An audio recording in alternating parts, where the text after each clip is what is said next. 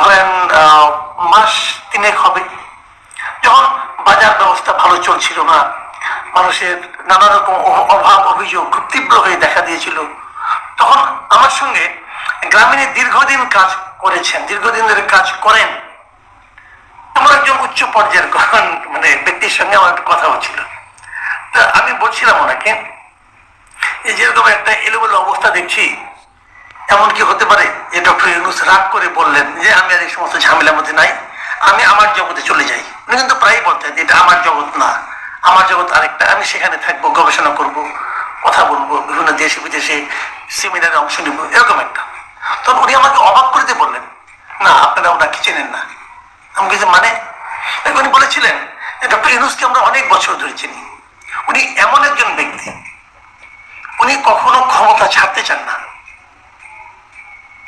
এবং তখন উনি আমাকে মনে করিয়ে দিলেন, ভাবুন তো একটা জিনিস, যে হাসিনার সঙ্গে ডক্টর ইউনূসের যে বিরোধ, যে মামলা, প্রথম মামলাটা হয়েছিল কি নিয়ে, যে ডক্টর ইউনূস গ্রামীণের এমডি থাকবেন কি থাকবেন না এটা নিয়ে, এবং সুস্পষ্ট আইন ছিল যে গ্রামীণ ব্যাংকের এমডি হবে, সর্বোচ্চ বয়স হতে হবে 60 বছর, মানে 60 বছরের পর আর কেউ গ্রামীণ ব্যাংকের এমডি থাকতে পারবেন না, এটা সুস্পষ্ট আইন দ্বারা নির্ধারিত।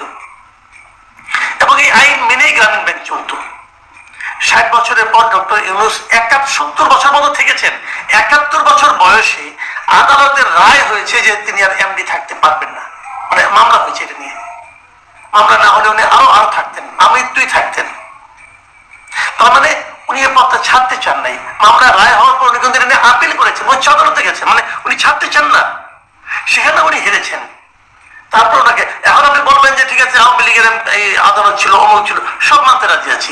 ভাই 60 বছর আর 71 বছরের পার্থক্যটা তো বুঝি আমরা।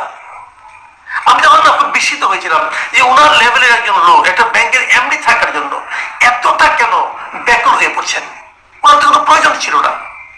ব্যাখ্যা বুঝিনি, যা হোক এই ব্যাখ্যা শুনলাম, আমি শোনার পর অবাকই হয়েছিলাম যে তাই তো, উনি কিছু ছাড়তে চান না। উনি গ্রামীণ ব্যাংকে থাকার পর অনেকগুলি উনি কিন্তু সহযোগী প্রতিষ্ঠান করেছেন, অমুক ট্রাস্ট তমুক ট্রাস্ট, অনেক কিছু করেছেন, যতগুলিতে করেছেন এর 80% মধ্যে উনি প্রেসিডেন্ট, মানে উনি সভাপতি, উনি প্রধান, উনি চেয়ারম্যান, উনি পদ ধরে রাখতে চান। এটা অনেক স্বভাব। বৃহৎ বড়দের অনেক বড় যারা মানুষ না, তাদের কিছু কিছু কিন্তু মানবিক সীমাবদ্ধতা থাকে, হয়তো ওনার এটা আছে। এখন আপনারা হয়তো বলবেন যে এই প্রসঙ্গটা আমি এখন কেন আলোচনা করছি, সেটা আপনাদেরকে আমি বলছি কেন করছি। গতকালকে আমি একটা থিওরি দেখলাম। থিওরি কি, এই সময়ে অনলাইনে ইউটিউবে সবচেয়ে প্রভাবশালী যে ব্যক্তি, আমি যেটা দেখি বাংলাদেশের জন্য আর কি, এটা হলো মিস্টার পিনাকি ভট্টাচার্য। অসম্ভব জ্ঞানী মানুষ, প্রচুর পড়াশোনা করেন, প্রচুর অশ্লীল কথাবার্তাও বলেন, ওনার বহুবিধ প্রতিভা, বহুমুখী প্রতিভা। ওনার সঙ্গে আমার একটা বিরোধ তৈরি হয়েছে, উনি আমার বিরুদ্ধে নানা ধরনের আলটিমেটাম দিয়েছেন, হয়তো আগামী দিন আরো অনেক কিছু করবেন, সেটা ওনার ব্যাপার। আমার তো ক্ষুদ্র লোক, কেন ওনাকে বিরক্ত করছে আমি বুঝতে পারি না, আমার দ্বারা কেন উনি ক্ষতিগ্রস্ত হচ্ছেন বলে